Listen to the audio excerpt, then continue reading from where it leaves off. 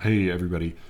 I recently appeared on the Matt Wall's podcast, the I Hate Matt Wall podcast. If you already truly hate Matt Wall, you might want to skip it. But I will just say that I had COVID. I had just woken up from a nap. I was completely unprepared, and he was so hospitable, so sweet, and so thoroughly embarrassingly prepared. Like he had in my book, he had a dozen post-it notes. He had done like deep research and got a bunch of stuff out of me. I was sort of surprised by. It was a lot of fun. It's always enjoyable for me not to be in charge and just to answer questions. So if you think you might enjoy, I was surprised by how just fun and easy a conversation it was. We talked about submissions to magazines. We talked about my own personal criteria for when I submit and when I don't. We talked about publishing. There's like a tiny bit of material you might have heard if you've listened to Sleeve Rickets, but mostly not. Then we also talked about Dan Coas's long, delicious essay on Rod McEwen. That is, I'll put links in the show notes. He broke it into two parts, but that is on the Matt Wall podcast. And now let's get to today's painstakingly outlined and immaculately structured episode.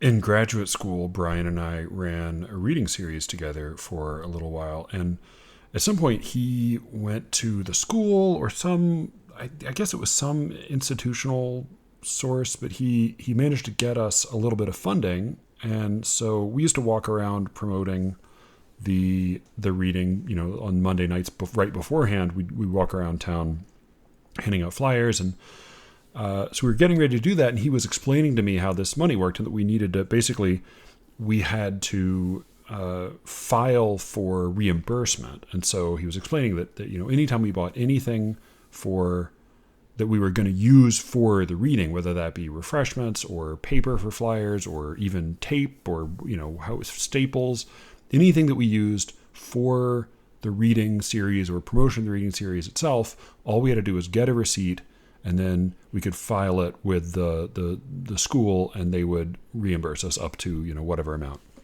So I was not very good at keeping up with this kind of stuff, but he was drilling it into my head. This is always ask for a receipt. This is the important thing. Just don't forget. And I remember we walked into, I think it was just like a convenience store because we run out of tape to put up some flyers. And I went up to the counter and I handed the guy the tape and he rang me up and I paid him with a card. And he said, "Hey, you want a receipt?" And I said, "No, don't worry about it." And then Brian said, "Yes, do worry. But didn't you listen to anything I just said? The whole point was you have to get a receipt." And then we went later. we hung up some flyers and went to get some refreshments for the show. And then I said, I understand what you're saying. I got it all. I've digested it, fully understood it. Don't worry. I'm converted now. I'm going to be responsible. I know how to handle the responsibility of running this series with institutional funding. And the guy at the counter asked me if I wanted a receipt, and I said, "No, don't worry about it," because I'm just not very good at this. And so that's what's in my head right now as I do probably another dumb financial thing. There is a phenomenon in any kind of episodic endeavor, right? Like I would think about this, like watching TV series as a kid, there would often be, for like sitcoms in particular, there'd be like a 100th episode special, or often they would hit whatever the mark had to be for syndication, but they would hit these milestones, 100 episodes, 200 episodes, and they would make a big to do out of it. Often they would do everybody's least favorite thing, which was run a clips show of things that we'd already seen from other episodes, and they'd kind of string it together with some flimsy framing device. The thing about these milestones is that they of course they don't matter at all if you are just somebody who watches the show, because all you care about is whatever that, if it's a show you actually listen to and actually enjoy, then all you care about is getting that week's installment. You just care about getting the hour or whatever of entertainment that you came there for, and that's what you want. You don't really want a fanfare, and it doesn't really matter to you what the number of the episode is, if you even pay attention to that. All of which is to say, the only people it actually matters to are the people putting out the program. Now, this is not an important episode number. I think this is the 81st episode, which I guess is 9 squared, but otherwise, that's not significant. What is significant, though, is that this week, Alice put out the 200th episode of Poetry Says. She's been doing the show for 6 years. I think 6 years. She's put out 200 episodes, which is just an insane quantity, particularly considering that she does both. Like half of those are solo episodes, and then half are interviews, and she does most of her interviews in person. This is something she's been doing totally on her own. It's actually a good episode. Instead of making some big to-do out of it, she just went to the park and rambled for half an hour, and she actually does kind of a lovely job. She talks a little bit about making the show, but then she mostly hems and haws about how she's not going to offer any advice, and then she offers a bunch of advice, and most of it's pretty good. But along the way, she says that she has been asked a number of times why she doesn't try to make money with her podcast, or at least, get some reimbursement, really, is what what the question would be. And she said she sort of has a principle that she doesn't want to do that. She thinks that money messes this up. I obviously completely disagree. I think she's a total fool. I've continually tried to give her money and she has refused. But I found a chink in her armor. So she suggested to her listeners that if they would like to contribute to the show, she asks only if it's something that is, they can offer relatively pain-free. She asks that instead they make a donation to the Elizabeth Morgan House, which is, I'm going to read it off the website because it's fucking news to me. It's run by the Aboriginal Women's Service, Inc. It says, we provide refuge, accommodation, and specialist family violence services to Aboriginal women and their children. Our support also extends to parents of Aboriginal children as well as partners and ex-partners of Aboriginal children. They're in Fairfield, Victoria, which I think is a suburb of Melbourne. When you go on the website, I'll put a link to their donation page in the show notes. You have to click put in a foreign address, because otherwise it's going to try to get an Australian address out of you, and that won't work very well. It is then going to ask for an international number. The usual formula of adding a 1 to your US number won't work for some fucking reason. So instead you have to put in an Australian number. I just used Alice's number, so I hope she doesn't get junk calls from Elizabeth's house. The Elizabeth Morgan House.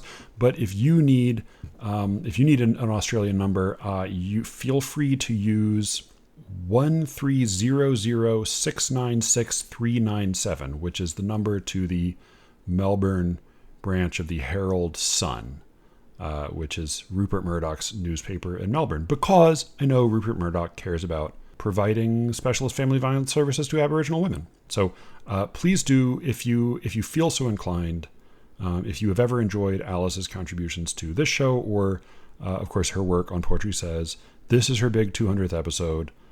Go to the Elizabeth Morgan House link in the show notes and donate a little money. I can't figure out, I was thinking of the guy with the hat and the shorts in Jurassic Park, the Australian guy, and that iconic moment when he's stalking his beloved, specially bred velociraptors, and they of course they outsmart him, and one of them flanks him, and he has this brief moment where he kind of turns and he says, "Clever girl," and then he just gets torn to pieces.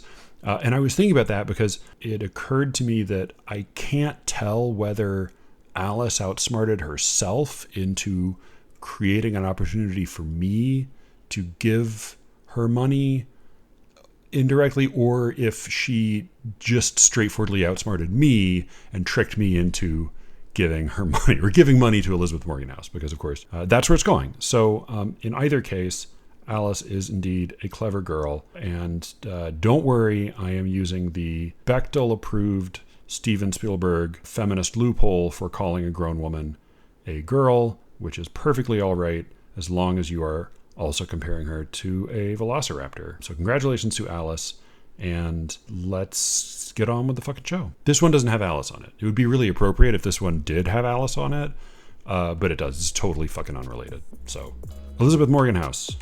I will not pretend I vetted this place. Alice vetted it. If it is actually a Ponzi scheme, please blame Alice. Clever girl.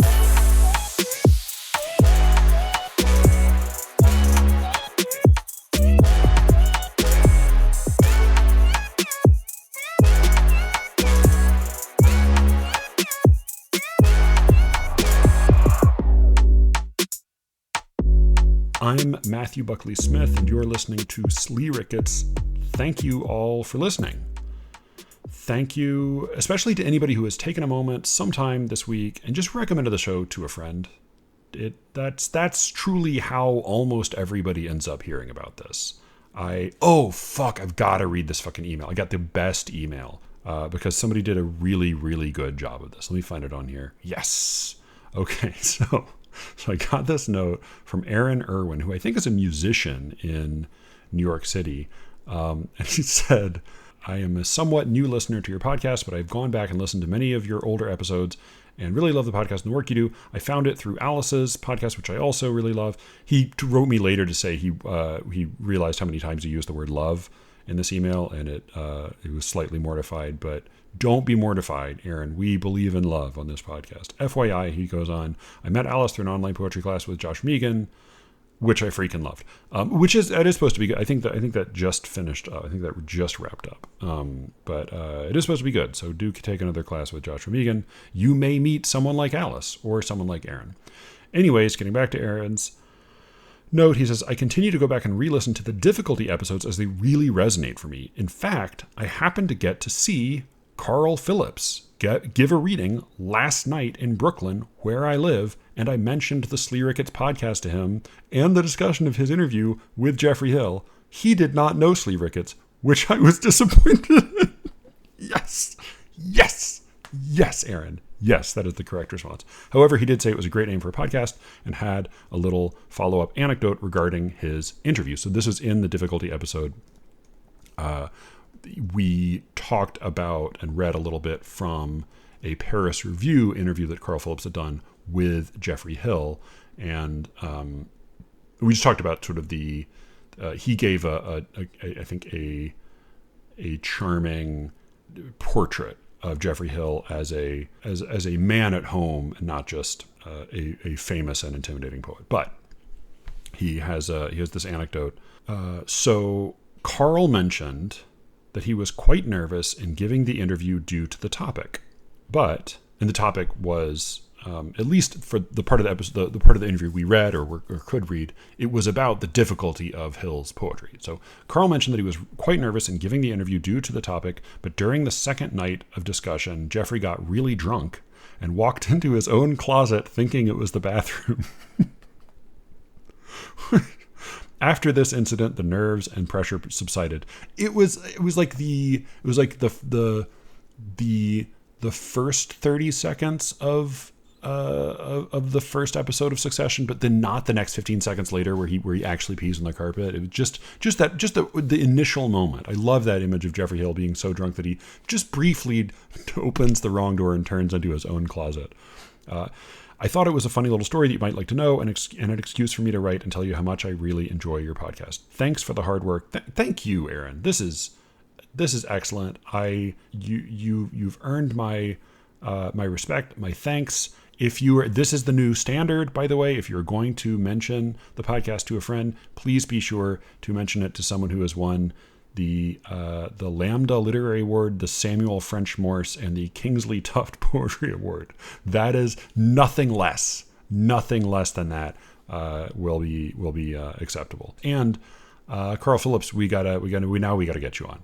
So thank you so much, Aaron. I'm gonna put your email into the Secret Show thing. I'll give you a free month because you deserve it for spreading the good fucking news.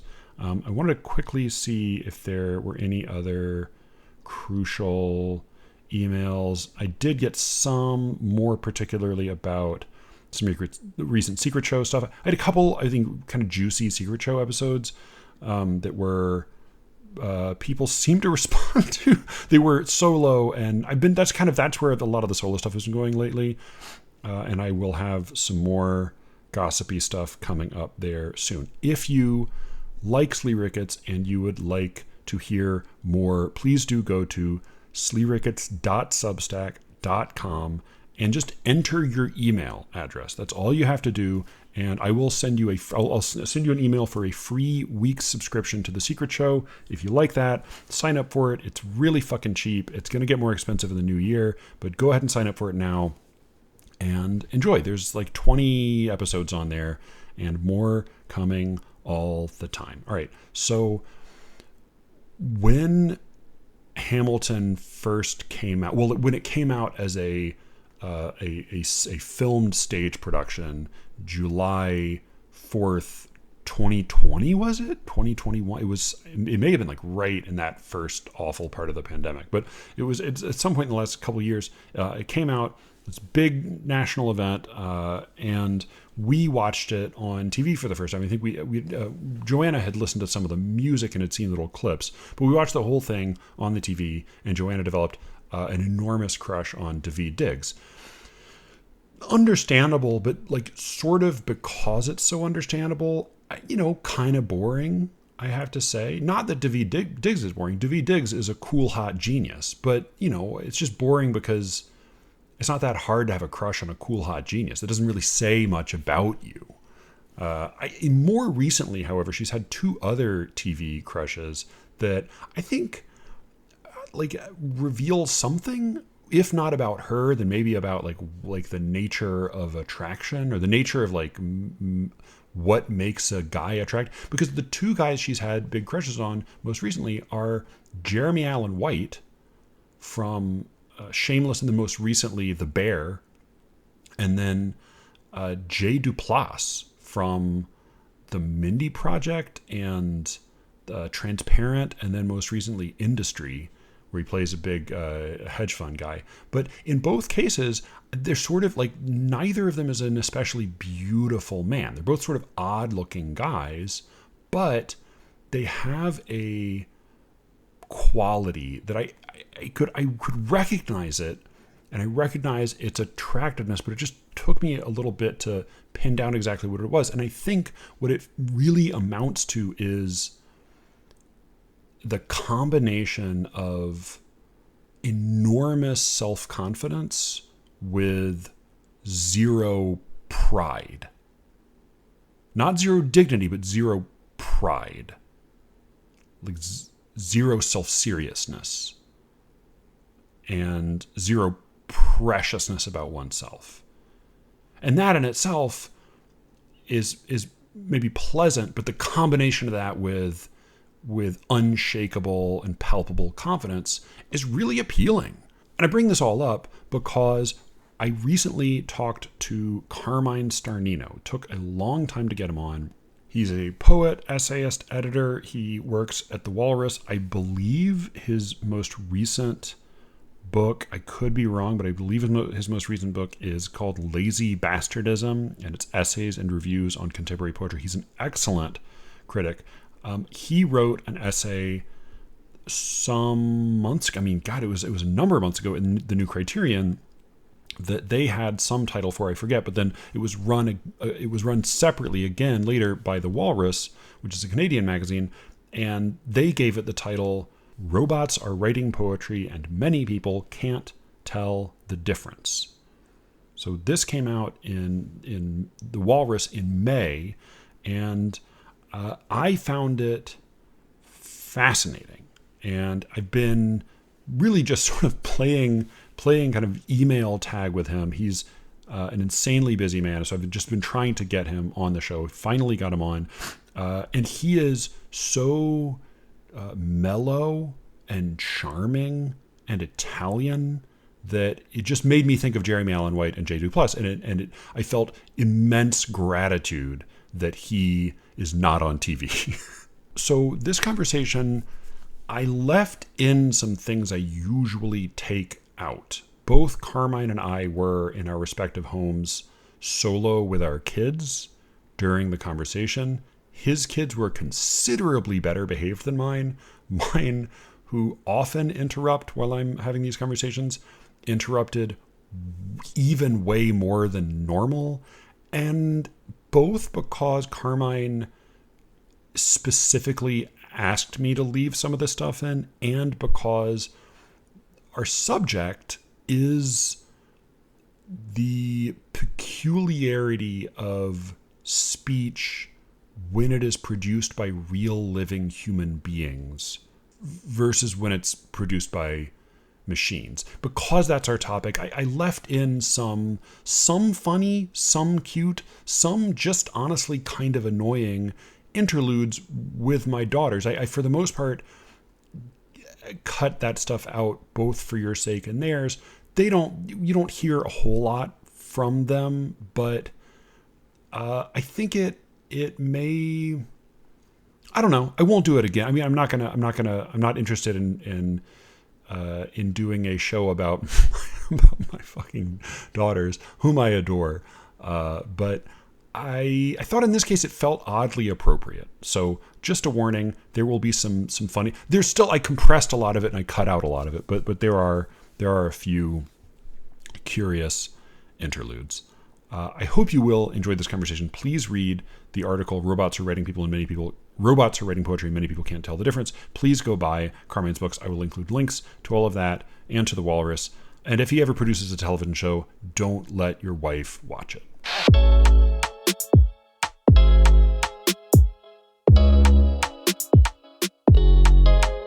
It began with like me following stories about this form of artificial intelligence called natural language generation.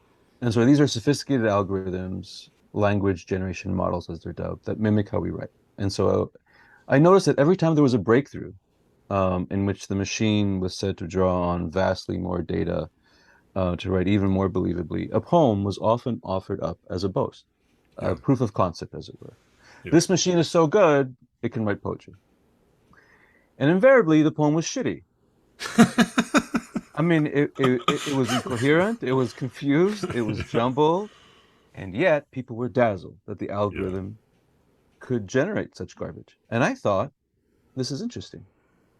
So I began to look at the phenomenon of computer-generated verse, of which there are countless examples. And some of those examples were better than others, by which I mean the language was superficially more compelling than other examples. But by and large, I found the poetry completely unimpressive. And impressive because it was just language debased into these randomized words. Yeah. And yet, again, so many were impressed. And I found this interesting. So here's this revolutionary, paradigm shifting technology being used to produce, we're told, plays, novels, film scripts. But when it came to poetry, all it could produce was pastiche, endless streams of it. And so I thought it would be interesting to write about why that might be the case, as I saw it. Yeah. And then I began to realize as I started to read about it and actually talk to sort of AI engineers about it, one of which I play poker with. Um, I found out later. I mean, not that I You knew I found out that played you poker. play poker? Or, yeah. Well, no. I realized that part of what he did was work on these kinds of algorithms, and so I realized that as much as AI can teach us about the extent to which human creativity can be replicated, we know it can write songs, we know it can sculpt, we know it can paint. That poetry may be useful in teaching us about the limits of these Hmm. algorithms. And so no matter how powerful the algorithm, to my mind, I came to the conclusion that it would never be able to independently arrange words in ways that express love, rapture, hate, grief, and it would never do so with any kind of artistry. And it's a conviction, I think, based on my sense of how these engines work, these language generating algorithms works. Basically, you feed it tens of thousands of poems, and the algorithm reverse engineers the style and content of those poems into what it understands to be a working model of a poem. And the poem is simply a statistical expression of all the data it is trained on. Yeah. So when you ask it to write a poem, it assembles the parts willy-nilly in a version of what it has learned a poem looks like. And this is what makes it astonishing, Yeah. because it actually knows that the word dog is close to paw. It Okay. knows that sky is likely to follow blue and draws on those connections to write its lines. But it has no idea what a dog is. It has no idea what a paw is. It has no idea what a sky is. Yeah. It's never seen the color blue, or if it has, it doesn't know what it is. It doesn't know it's writing a poem. It doesn't even know what writing is. It's just it is an equation that you've asked it to sort of solve, and then it spits out this output. And I'm sympathetic. Like we all have different understandings and appreciations for various things, and I understand that people may admire, even love the poems that this kind of artificial intelligence writes. And there's no reason they shouldn't admire it or love it or celebrate it. I mean, and I brought in the example of Christian Bach, who's actually a friend of mine, and he for him, these kinds of algorithmically authored poems are the next step in our evolution, Yeah. both as artists and as humans. But I think we should be clear that what people are appreciating isn't poetry, but a kind of algorithmic parlor trick. And um, and I think what really triggered the essay was that so many people were gulled into believing that what they were seeing was some kind of consciousness or sentience. Yeah. And that's what ultimately I felt that's what ultimately sort of pushed me to see if I could in put all of this into words. Yeah, and then New Criterion published it, and the Walrus, where I work as an editor, reprinted it. Yeah, and the I can't remember when it because I read it in the New Criterion, and I know that this happens all the time with online magazines where the titles of pieces change, but the title, at least in the Walrus online, is "Robots Are Writing Poetry and Many People Can't Tell the Difference." I know writers don't always pick their titles, but I thought that was in a way a telling title Yeah, because yeah, it yeah. suggests initially that the headline is robots are writing poetry, but the real headline is people can't tell the difference. That's right. That's right. Right? Like it's That's not right. really about what robots are capable of, it's about what distinctions we're making. Right. I mean, the New Criterion picked a very different headline, and you're right. Writers don't Yeah, have a say in this. And the New Criterion saw the piece as a kind of expression of personhood, and it was poetry and personhood was, I think, the title. Because of how we do things at the Walrus, we went for the jugular right away. sure. And I can understand why I mean, I had no, even though I work at the Walrus, I didn't intervene in that Sure. headline. That was done by the web team. But I think that headline did reflect something that I was trying to get at in the essay, because this idea of writers being sort of like outwitted into sort of loving this stuff as an expression of some sort of like computer artistry, some sort of like genuine artistry. The term for it is the Eliza effect. From And I mean, Eliza Doolittle, and then there was a computer program called Eliza specifically. Do you want to say a word about what that? well, I mean, it dates back to like the 1960s when this MIT scientist, what was his name? Joseph Weizenbaum, developed ELIZA, which is the first, the world's, was a, I'm not sure if it was the world's first chat box, but it was a first chat, one of the earliest chat bots. And this chat bot was pretty basic, very primitive. It was sort of hardwired to spit out various sort of responses based on certain prompts. And Weizenbaum was sort of really shocked by how easily users were taken in by the bot, how easily they Yeah. believed that there was a person behind it. And I include an example in the essay of his secretary asking him to leave the room and close the door because she wanted to be alone with Eliza. Yeah. And so it was one of his colleagues who coined the term Eliza effect, and she defined it as human complicity in a digital fantasy. Yeah. And I think I quoted that in the essay too. And the idea there is that we want to believe in the creative powers of AI so badly that we will look past any evidence to the contrary. Well, and this is Why this is yeah. so, I don't know. Why this is so, I don't know. Well, But and this is yeah, where there was one funny little moment that it was a slight ambiguity that I thought also sort of got toward the core of the question. And you talk about the Turing test, which famously is obviously was not called the Turing test by Alan Turing, who invented it, but he called it the imitation game. But the right. idea was that a significant test for machine intelligence would be indistinguishability from human intelligence in conversation. Right. And the way you put this, you put it a couple ways, but there was, I think, something sort of telling about this slight ambiguity. You said AI's holy grail of passing the Turing test, that is building a machine that can persuade us it is thinking. Yeah. And in a way, that may be, we might think of that as a higher bar, right? But because Right. the technically the original Turing test was two speakers conversing through text and a third judge who had to Exactly. determine which of Yeah. them was a machine. Yeah. And in this case, in some ways, we may be quicker to believe the machine that tries to convince us it's intelligent when we know it's a machine, Right. because in a way it testifies to, maybe it testifies again to our own brilliance. Maybe it also says something about, like, the Eliza effect in a way reminded me of something I see, and I imagine you've seen with small children. Of course, like, human children are brilliant and funny, and any parent has pulled little nuggets of wonderful things that his child has said, and kind Yeah. of, identified these little moments of discovery or mistakes. The title of this fucking podcast is an example of this. Yeah. But part of what happens there is that we're imposing something on them. And I think, like, very often when we say, like, oh, this child is wise beyond his years, like, that's true sometimes, but often the child doesn't really know what it is, that doesn't understand the implications of what he's saying, but Right. we understand the implications. And so we will interpret into that, we'll bring to that sort of curious utterance all of our knowledge and experience, and find it very moving. Yeah.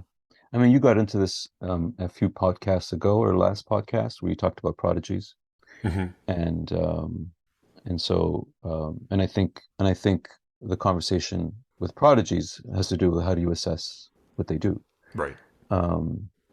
In many ways, in many ways, what are you, if you're moved, what are you moved by? Are you moved by the music? Are you moved by um, how they're playing the music? I mean, many of these prodigies are far too young to even understand, the Yeah. grief or confusion or the pain that has gone into making that music.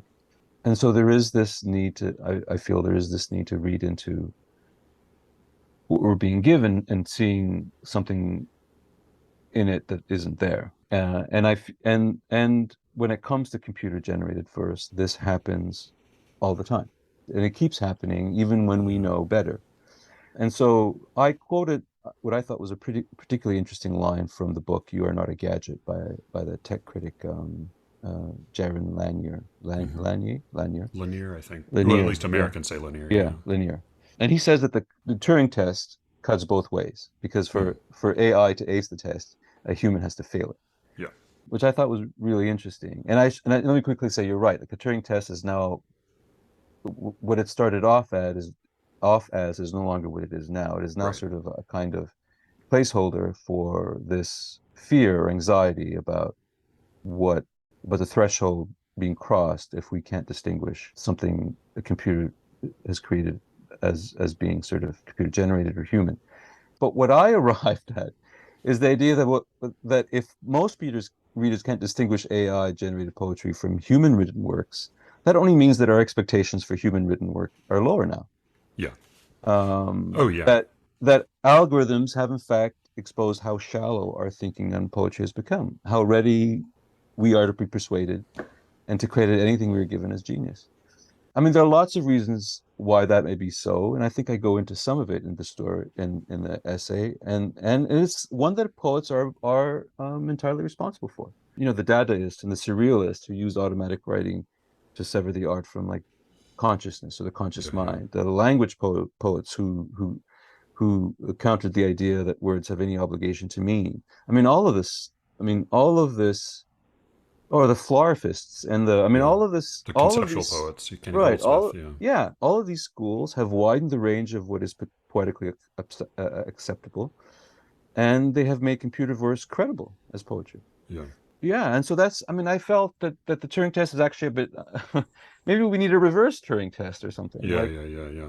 Yeah, it was funny when talking to Alice about manifestos a while ago. In lieu of a manifesto, I kind of proposed that another way to think about poetry or talk about poetry would be to take a moment, each individual reader, to identify which virtues it is that he prizes in Right. poetry. Yeah. What is, and I realized only on rereading your article that like part of where I got that idea was this article that you say, yeah. So you say, what would it mean for AI to win at poetry?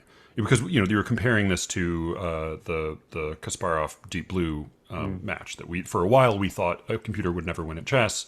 But if a computer were to win at poetry, what would that actually mean? And what kind of poem would finally convince us? You go on. The answer depends less on what we believe a computer can do, and more on more on what we believe suffices as poetry. And then this to me got at, and Cameron's going to be mad, but I think like there are a lot of the kinds of poetry I find most difficult are are the kinds of poetry that I think might be most easily approximated by AI. Right. You say the Turing test, after all, has shown that readers have a weakness for rhetoric, grand gestures, and feelingful mirk, which is a great phrase, all of which algorithms easily mimic. And I might add to that, not necessarily compression, which is Jeffrey Hill's great virtue, Right. but Right. like linguistic innovation. Yeah. And then you go on, if this is what we mean when we say AI will one day rival human poets, then it will surely win, and indeed may already have. But there's another kind of poetry AI will have to beat: poetry as an art of brilliant accuracies, of reality redescribed in ways that bind sound to perception. And here AI's deficiencies are brutally exposed. And so that's the difference between saying, boy, this machine writes just like William Blake, or boy, this machine came up with this phrase I never would have imagined, Right. versus, oh God, that rings true. Oh, that's just what it's like when somebody breaks up with you. That's just what it's like when Exactly. you Yeah. realize you're getting old, or you lose your hair, or your kid grows up. Like Right. those moments of recognition that we have, as you say, the art of brilliant accuracies, or even in physical descriptions. And you give a few examples. You said it will need to be able to match Les Murray's depiction of beans as minute green dolphins at suck, or Peter Van Torn's realization that flying dragonflies have a great rattle of rice in their wings, or Elizabeth Bishop's noting of fish's coarse white flesh packed in like feathers, or how for Seamus Heaney love was like a tinsmith's scoop sunk past its gleam in the meal bin. That all of these are not, they are well put, and they're the none of the language is cliched, and so in Mm. that sense it's fresh, and it clears our sinuses the way that Right. fresh writing does. But what's most striking about all these is the recognition. We say, oh, that's just the Yeah. right way to describe that. Yeah, but you see, like one of the things I had to cut from the piece because it ran too long, but I probably should have kept it in. But in all those examples of lines that I believe I can't write, I neglected to say that those are all examples of metaphor, Yeah, and which Aristotle and says is the heart. That's the that's thing. this he the insight that produces metaphors he thought was a sign of genius, and metaphor involves a kind of calculation. It- I mean, from my from my sort of amateur sort of experience of of of these algorithms in these sort of language models. I mean, and I spent a year sort of reading all this stuff, but it's a kind of calculation impossible for algorithms because they need to see a point. They would need to see a point of similarity between two unlike points, or two Yeah, unlike ideas, or two unlike sort of observations, and that is an act of intuition. It's an act of imagination. It's not something. It's not something you can algorithmically control, or you can't have any kind of designs on it. It's not an expression. It's not a statistical expression. It's not a probabilistic sort of like idea. It's something seen, something else that's seen, and a connection made between the two. I mean, the irony is that the phrase we use for what allows AI to do what it does, neural nets, is not something AI could have ever come up with on its own. I mean, and here's where Christian Bach is interesting because, like, yeah, for him, the fact that people really like this stuff means that privileging our creativity as a human gift makes no sense. Because for him, it's obvious computers can do exactly the same thing, mhm, but it's not exactly the same thing. right. I mean, because the artistry of poetry, if I can use that term, isn't about remixing like vast swaths of ready-made data no human mind could ever contain. It's about Yeah, it's about making legible aspects of our inner life by way of a pattern of words. And by pattern, I mean, something acoustically intricate, a craft work of balanced sounds. And it's not just that those sounds like exist as a counterpoint to the experience of pain or grief, but that those patterns require a particular mix of insight, of verbal skill, intention. The binding force is in data. This is what makes, I think, poetry such an exceptional challenge for language models to replicate.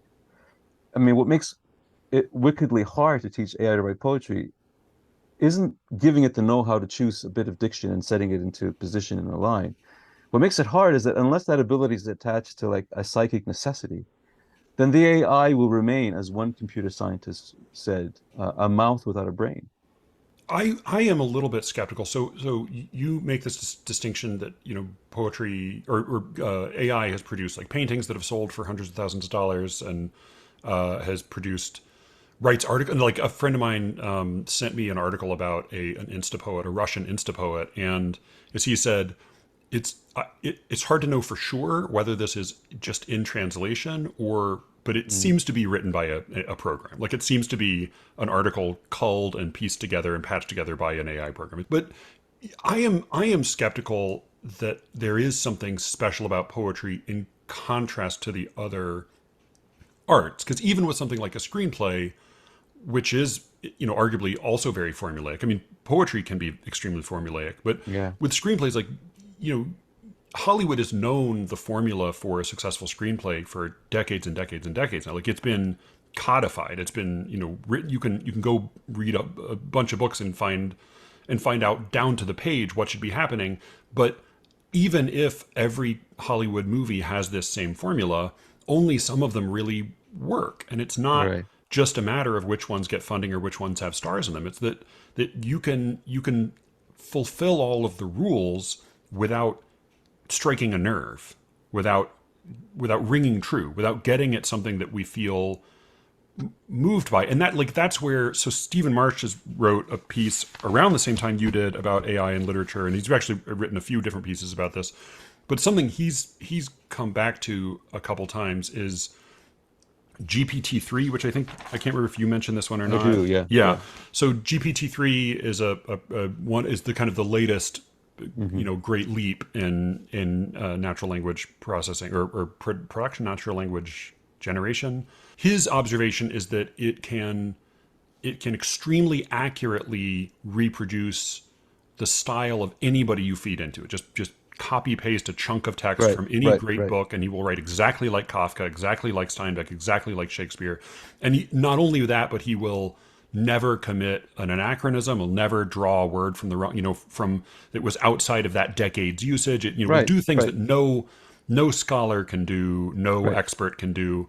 But I mean, a couple things stood out to me about this his observations here. One was that what makes Shakespeare great is not writing in the style of Shakespeare. No, Like part, right, right, even like writing poetry that is not necessarily in any particular poet style. It does seem like what AI is doing is it is writing in the style of poetry, right, but rather than changing, like what makes Shakespeare great is that any one of he wrote a lot of dross, he wrote a lot of okay stuff, and then some of the things he wrote, I mean, more than almost anybody else, like some of the things he wrote change our idea of what Shakespeare. If you took away Hamlet, he wouldn't be the same writer. right. You add each one of these great works changes our sense of what the whole oeuvre.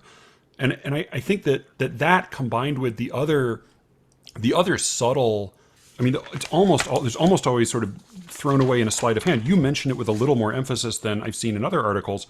You're talking about Rachter in the beginning, who was an early in 1984. There was a book of poetry published by basically it was a computer coming up with lyric poetry.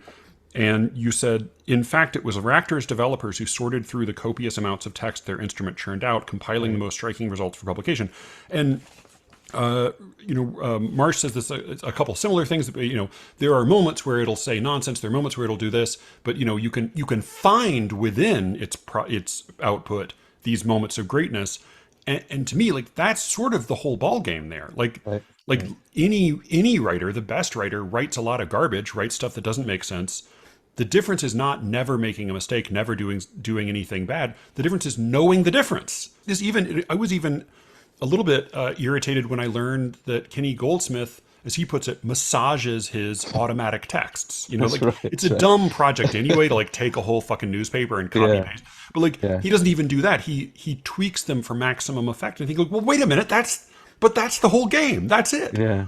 Like if you can't tell the difference between when you've written nonsense and when you've written something stunning, then you don't know what you're doing. I mean, then it is Right. automatic writing. It's interesting you bring up Marsh because I And I haven't read all of his articles on this. no, Yeah, he's definitely an AI adherent.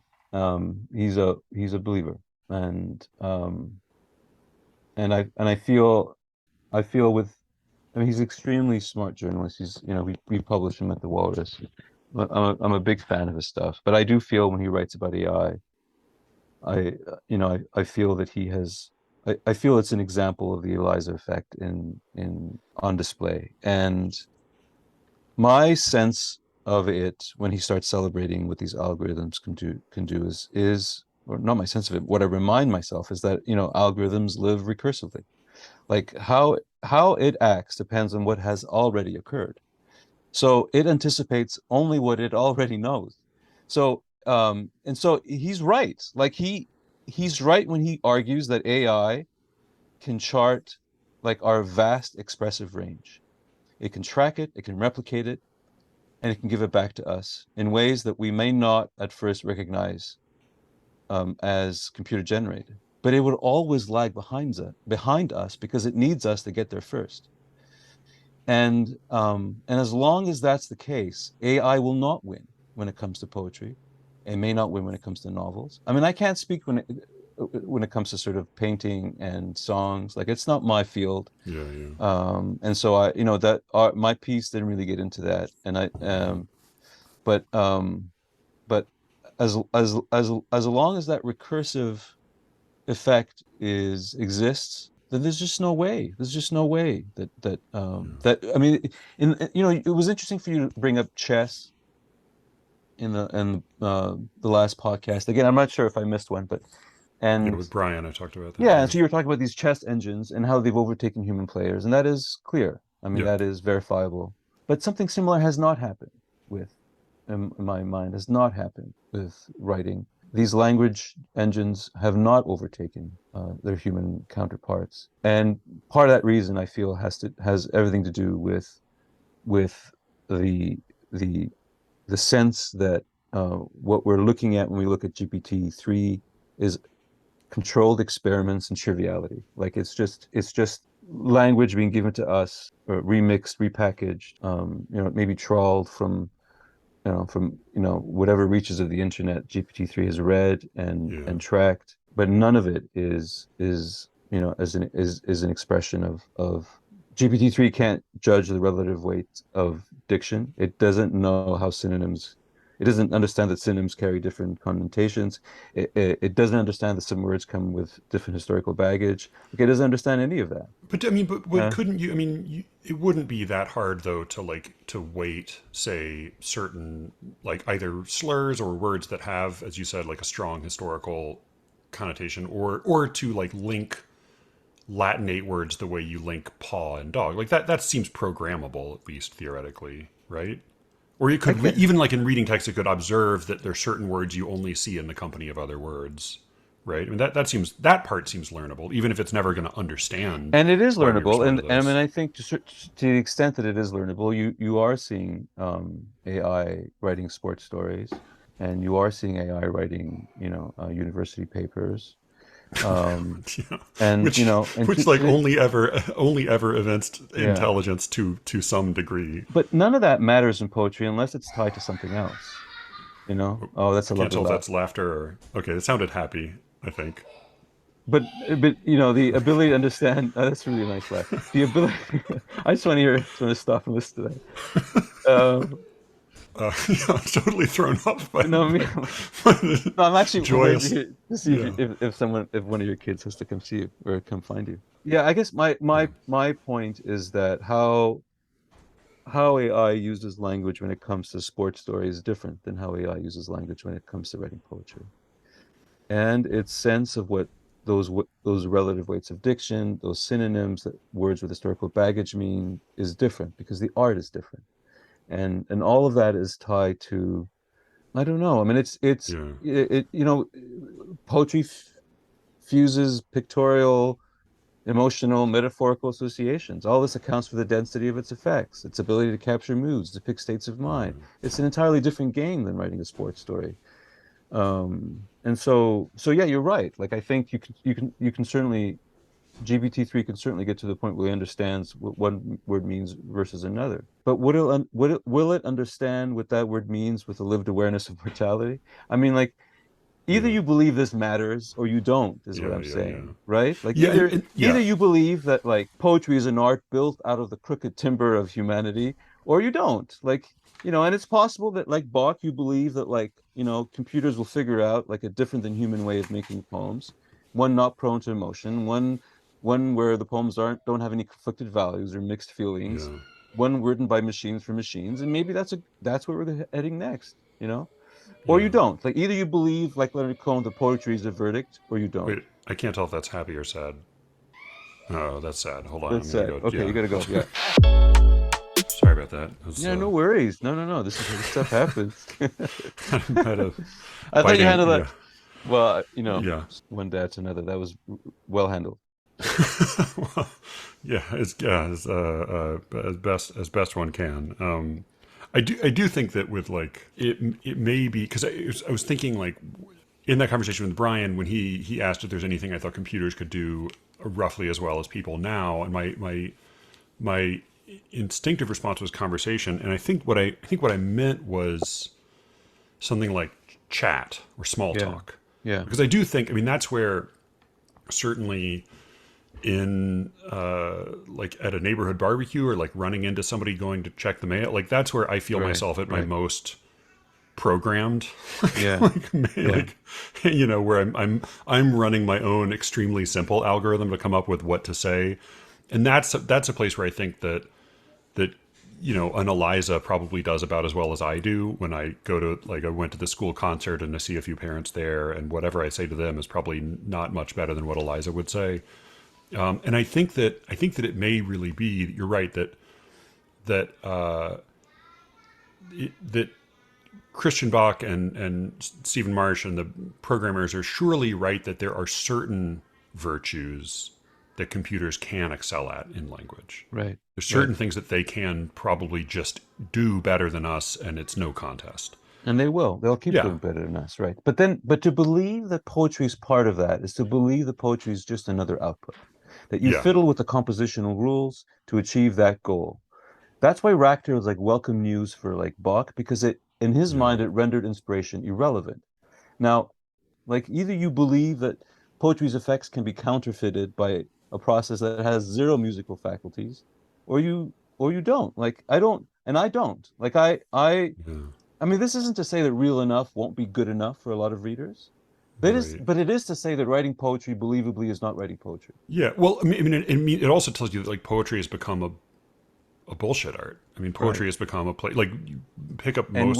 we have helped make it that bullshit art. Yeah, yeah, yeah. I mean, you pick up most poetry magazines, Right. and even good poetry magazines, it's pretty unusual to find something that strikes any kind of nerve. Right. I mean, And one of Bach's most one of his most cutting statements is is when he says that many of these the computer generated verse is no worse than anything you will find yeah, in a literary magazine. And yes, he is right. yes. He's He is totally right right about on that. that one. He's Yeah. totally right about that.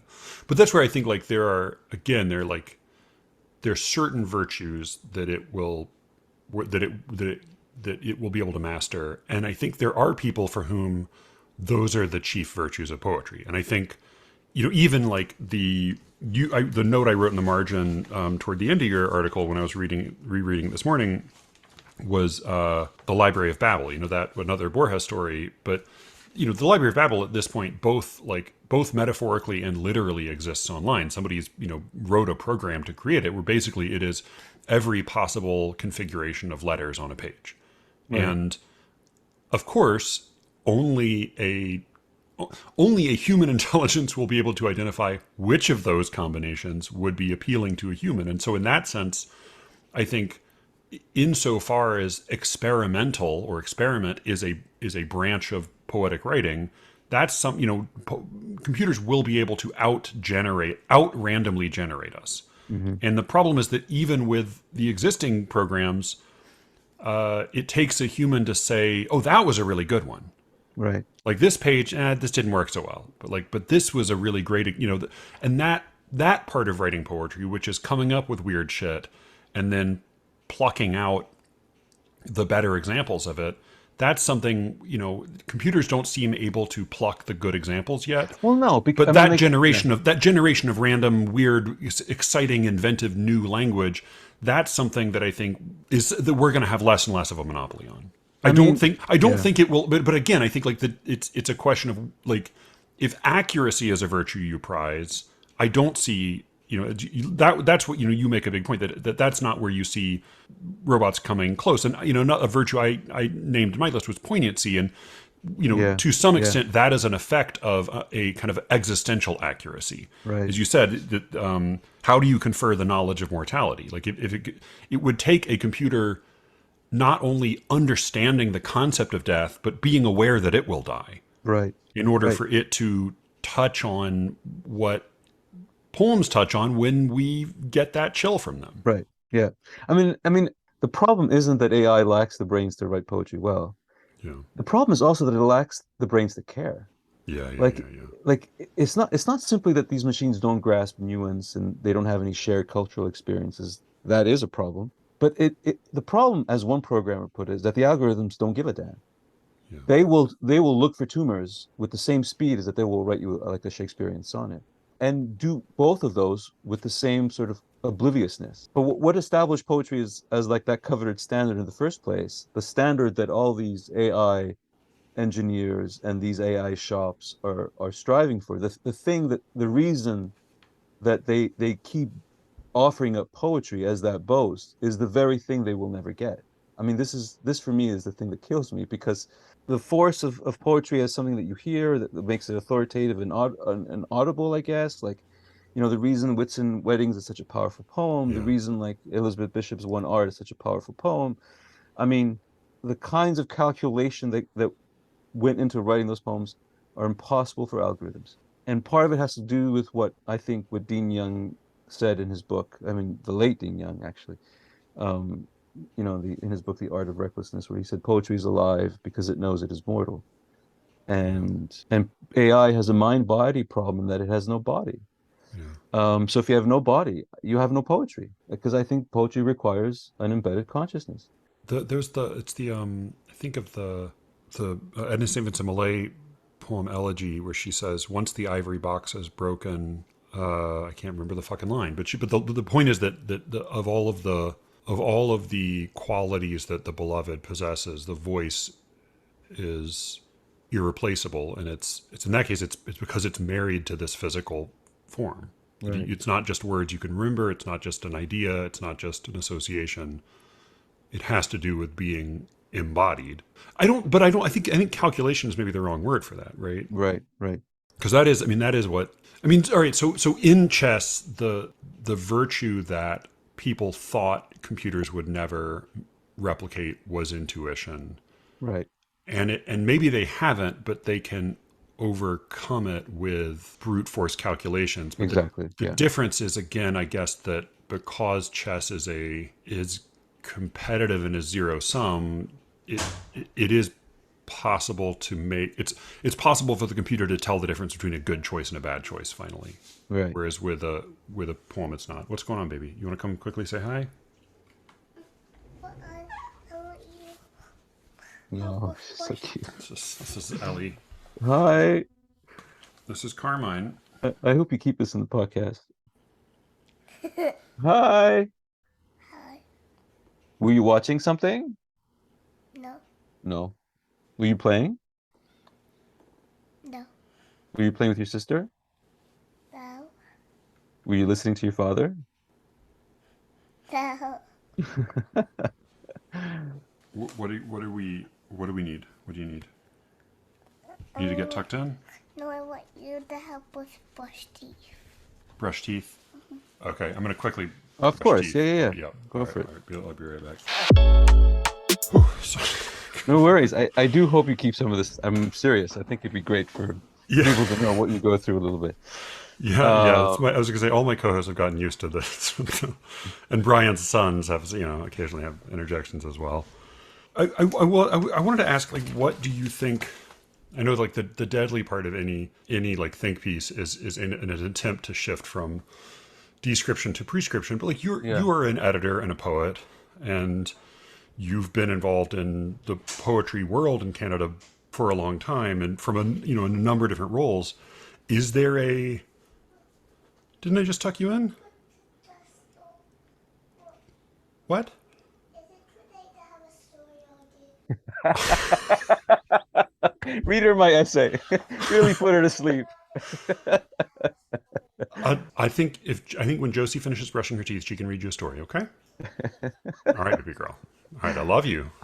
Shut the door, please. She is too cute. Oh man, she knows it Um, too. She's yeah. but yeah, like, is there if like Yeah. part of? So I was thinking of, like, the and there's lots of political baggage to this, at least over here. The Sokol experiment, Right. Yeah. or hoax, or stunt, Yeah. whatever you want to call it, and then Sokol squared, which was on your, and like, whatever you want to say about any of the politics or whatever. Like, the thesis of those stunts was that if you could take a piece of silliness in paper Right. form and get it published in some Oh, journal, okay, but let that me you were, say, yeah, sorry, right. go ahead. No, quickly. I don't think AI is a stunt. And Oh so, yeah, yeah, yeah, no, no, no, yeah, yeah, yeah. yeah, I think the technology is very real, yeah. and its achievements just as real.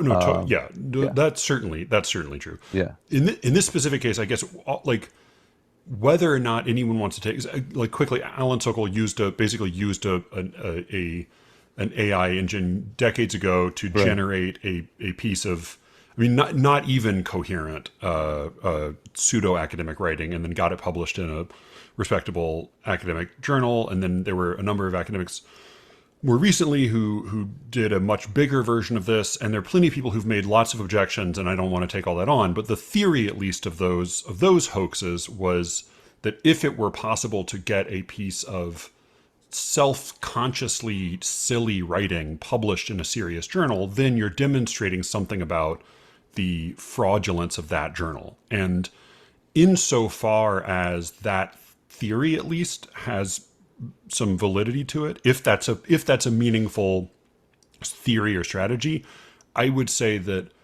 we're already there as far as AI and poetry. Like, Hmm. it would, I don't know if anybody has submitted, I mean, I'm sure at this point somebody submitted AI poetry to magazines. And Yeah, I don't think, based on the quality of most poetry magazines, that there would be any meaningful way to tell the difference, or make a distinction. And I think, like, if that is a way to discredit a line of publication, I think we're already there. right. Is there anything we should, setting aside, like, the possibilities that AI has in its future, and what maybe someone will build a biological machine that has self-awareness and does eventually decay, and realizes that it will decay, and at that point all bets are off. Like, if a robot can say memento mori and mean it, maybe it will write real poetry, at that Right, point. right. But setting aside any attempt to predict what's going to happen with AI, like, are there any lessons we should try to draw Yeah, from what this yes, says about us, about our writing? I think so. And I think ultimately what writing this essay meant to me was that it brought our current era, literary era, into sharper focus. And well, on one hand, I did and do find something unsettling about the willingness to make that exists among some poets to make our authorship optional, to render ourselves irrelevant, right?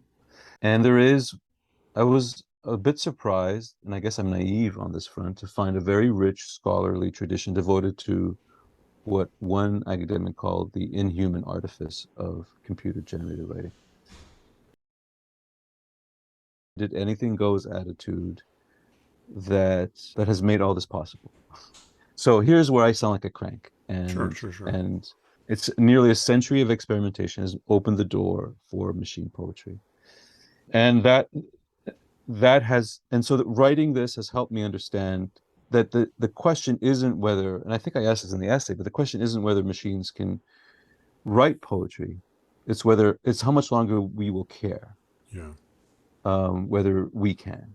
And I think that day is coming quickly. There's a theory which I've always thought was interesting, and I always thought there was some sort of connection to what I was doing to this subject, or to poetry, or the poetry being written by machines. So the theory states that AI can make short work of tasks humans find hard. Yeah. It can do advanced computation, but it's stumped by the skills like toddlers take for granted, right? Right. It can parse oceans of data, but it can't play catch. So hard is easy, easy is hard for when it comes to algorithms. Yeah. Yeah. And and as as poets, I feel we can frame our own version of this by saying that poetry is easy for AI, but poems are hard. Yeah. But what I mean is that, these algorithms are capable of generating endlessly these unexpected outputs out of like linguistic patterns, right? And there is something compelling in the strangeness of that language. And that's why I meant earlier, I said some of those examples were better than others. Some of them were more compellingly strange than others. Yeah. But those wizardly gifts that project readers into like, the reality of heartbreak, failure, survival, that thing that a poem can do, AI can't do that. And I think there's a similar sort of argument you can make about poets. Poetry is easy for us, poems are hard. And this is an argument that Clive James made a number of times in his criticism. It's easy for writers to generate. I mean, I think of poets like Jory Graham. I think of poets like Charles Wright. I mean, like a lot of their careers, or Ezra Pound to an extent, a lot of their Yeah. careers are taken up with these like, these projects that generate almost endlessly this kind of Yeah. linguistic sort of like experimentation and play. Very few of their artists have actual poems in them. Yeah. Um, Oh, yeah. And that seems like what I'm totally confident GPT-3. Okay. Hey, girls, very quickly. Josie, Ellie, listen, baby. Josie, would you go read Ellie a I bed? already did, and I text her in. Okay, Ellie. I wanted to sleep on my rocky chair, so I put some That's stuff fine. over there in my pillow. But can you help me put one blanket on there or something? Can you help her put a little quilt or something on there real quick, and then I'll come. I'll come read you. You read from your book, and I'll come tuck you in a little minute. Okay? Ellie, go with Josie, please. But I'm gonna bring this poppets. Okay, that's fine. Bring it in and go ahead and shut the door, please. What I totally believe GPT-3 could do is write a sonnet that it could tuck into a book of Shakespeare sonnets and right. would be more or less indistinguishable from the run of sonnets in there. What I don't think it could do is write a standout. Is write one Right. that's even sort of a standout, even like a mid range, like ooh, that's boy, it's not perfect, but it really hits something strong. Like I think I think you're exactly right in that distinction between And I also poetry want and to say, poems. sorry, just Yeah, something that please. occurred to me, but like, sorry, I get worked up about this. What is new has made poetry old again. One irony is that all these cutting edge programs have, in a sense, re-traditionalized poetry. They are reminding us of its bedrock sources. So they are bringing a new urgency, to my mind, they're bringing a new urgency. I mean, if you care about this debate, they are bringing a new urgency to the debate over poetry's place in an algorithmic world. So, I mean, so the essay was my attempt to rally to defend this art, to press to define the elements Yeah, that set it apart, right. and so these elements not only help poets use language freshly, but they help us see the world freshly, recreate it in these new unprecedented ways. And GPT-3, to the extent that I understand what it's doing, and to the extent that I've seen examples from it, cannot do this, and invariably will not be able to do this as long as it's not aware of itself as a thing in the world, as long as its heart isn't broken, as long as it doesn't see its parents die, as Yeah, long as it doesn't have, I mean, as long as it doesn't have any of the experiences that we have, I can't see how we can write poetry. I mean, there is oh, I can't remember his name now. He's a science fiction writer. He's written, oh yeah, Ted. Oh, I actually I've never pronounced his name. Ted Chiang. Oh, Ted Chiang. Yeah, I don't know. I just say Chang. Yeah. Yeah, yeah, yeah, Okay. So yeah. he wrote as part of my reading for this essay, I Uh-huh. read this short story he wrote called Life Cycle of Software Objects. And Hmm. so the story is about these like it's a really interesting piece. And his stories are really interesting. Yeah, It's a story about these AI life forms called degiants. And so it's short for digital entities. And so these entities are bred inside this like virtual platforms. And the the interesting thing about this story is that these entities possess actual intelligence. Then over time they develop personalities of their own, right? This is the sort of the thesis of this short story. So they think and they grow. And at one point, one of the characters is talking about sort of the difficulties of rearing her own sort of digital entity. Is I think his name is entity's name is Jax, and she realizes that these databases, these sentient databases, are just sort of sum totals of their experiences, just like humans yeah, are. And she says something to the effect that there are no shortcuts. Like if you right. want to create common sense that comes from 20 years of being in the world, you need 20 years. Stepping on rakes and stubbing your toe. Right. Yeah, like doing stupid thing. Yeah, You have to, if you want to create 20 years of being in the world, you have to devote 20 years to the task, right, right. you know? Yeah, And then she has this phrase, or Ted Chang has this phrase where he says, experience is algorithmically incompressible.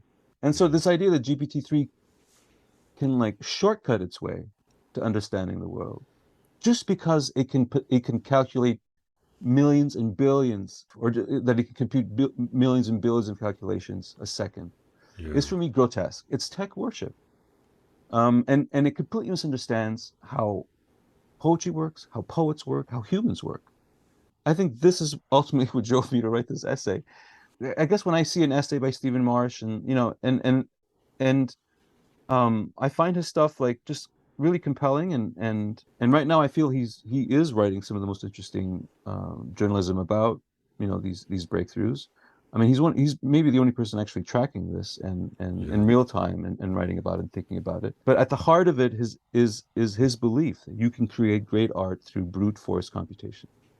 And yeah. I'm not there yet. I don't see it, and I don't believe it. The most moving portion of any of these essays of his that I've read is the one in it was in the Atlantic recently, the American Walrus, as we call it, Right, right. where he talks about a program called Project December, Mm, which which does something that is like a text version of what appeared in an episode of Black Mirror. I think in the first mm, season of that, right. where you take basically all of the digestible data from somebody's life and you create a version of that person who can speak from the grave. And he includes a little bit of dialogue between a programmer and his late fiance.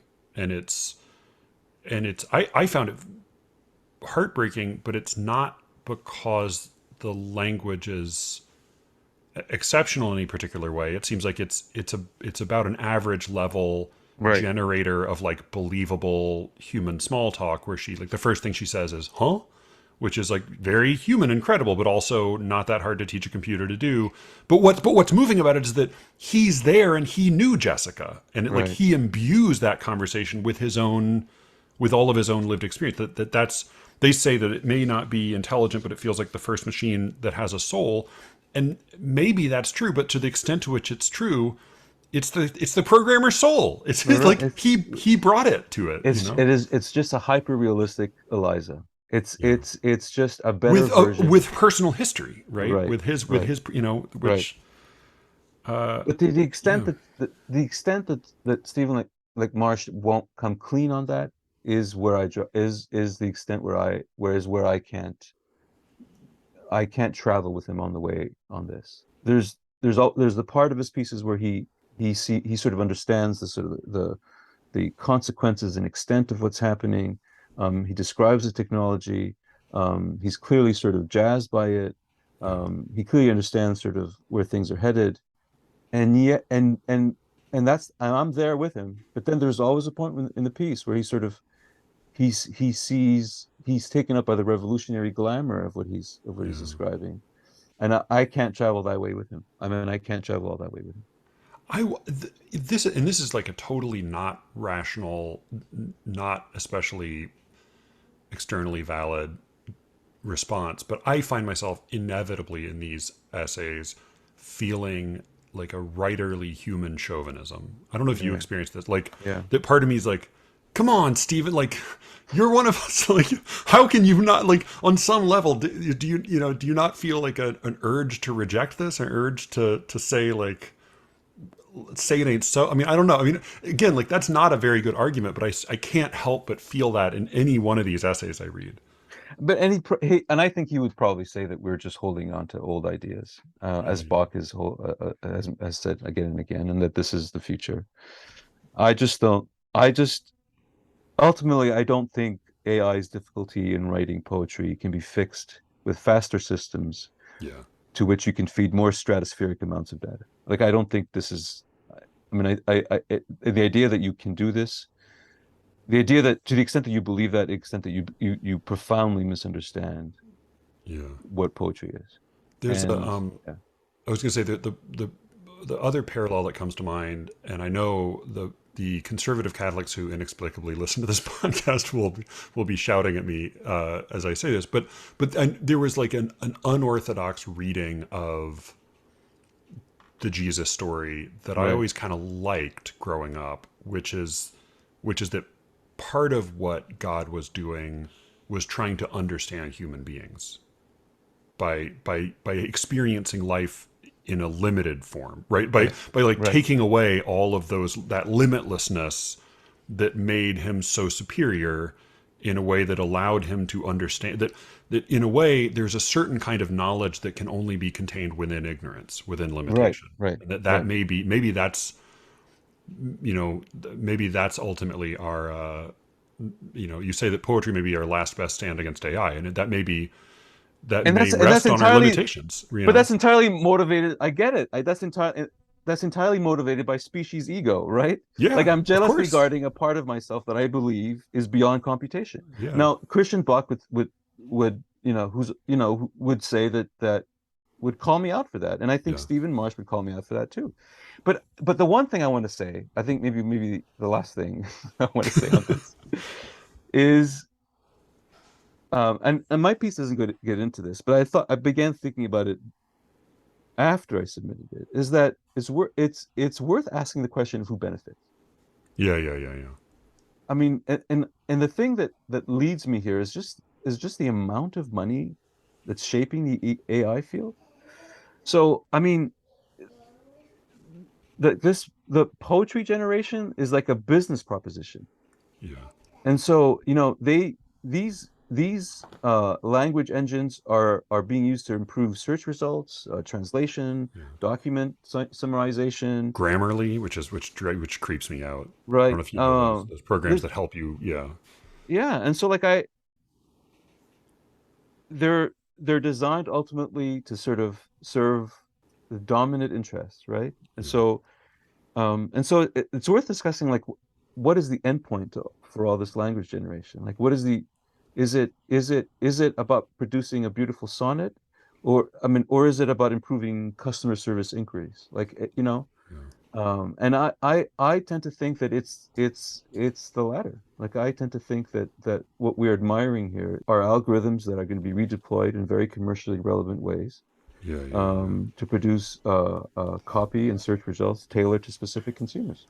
No, it reminds me of like the feeling I had when the first time I realized what was on the other side of CAPTCHA tests. Do you know Right, those? right, Which is yeah, like, we are building a database right, for like Teslas, or like, to like, this is what a bridge looks like. This yeah, is what a stop sign yeah, looks like. I certainly can't imagine that, even if, as you say, like, every new language generation machine puts out poetry as a point of pride or as a kind of a calling card, clearly that can't be the end, because it's not been the end for any business in any recent memory for any no, reason. no, but then, like, what is the extension of that?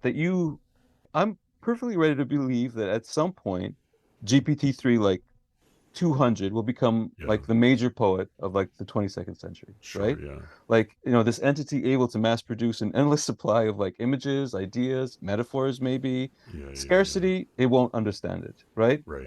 Mr. Mega Poet won't experience any fallow periods. It's never going to fall into Yeah. silence. Don't like a sonnet, it can bang on another and another Right. Yeah. and another, you know? It's never going to write Mr. Flood's Party, though. No, I mean, wave after wave of heroic couplets, epic Yeah. Yeah. poems, Yeah. sonnets. I mean, like, um, and maybe this is what we're headed for, Yeah.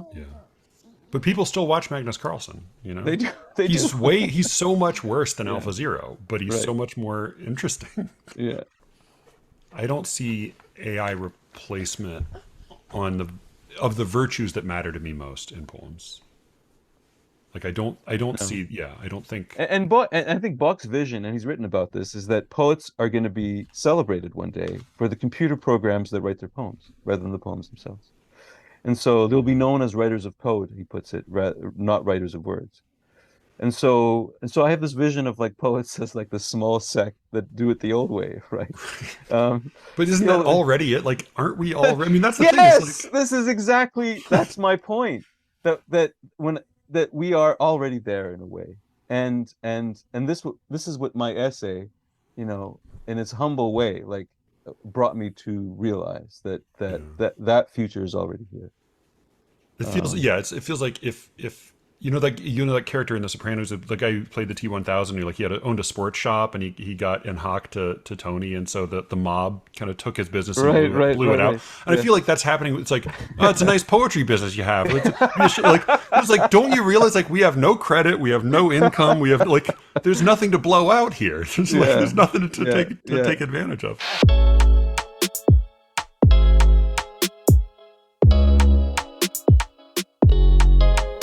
That was this week's show. You can find Carmine on Twitter at @Starnino. Oh no, this thing says dirty words. That makes me think his most recent book is actually something called Dirty Words. I'll look it up. Go to the show notes. I'll have links to his books, or at least some. He's got so many fucking books. I'll have links to some of his books and a bunch of his other stuff. Go look Carmine up. He's super smart and funny, and he's a very good writer. And if you ever have the chance to be edited by him, I highly, highly recommend it. You can find me, as always, not on fucking Twitter, but but you can email me at sleerickets@gmail.com. And with any luck, I will be speaking to you again very soon. Until then.